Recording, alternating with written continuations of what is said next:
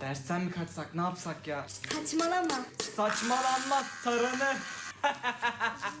Oğlum bu nasıl espri, mal mısın ya? Yo, mal değilim ben, Malatyalıyım. Kanka bak sal artık, vallahi gülmüyoruz, sal. Bak emin misin? Sal tabii oğlum ya, yeter. İyi, benden günah gitti. Lan o anlamda demedim.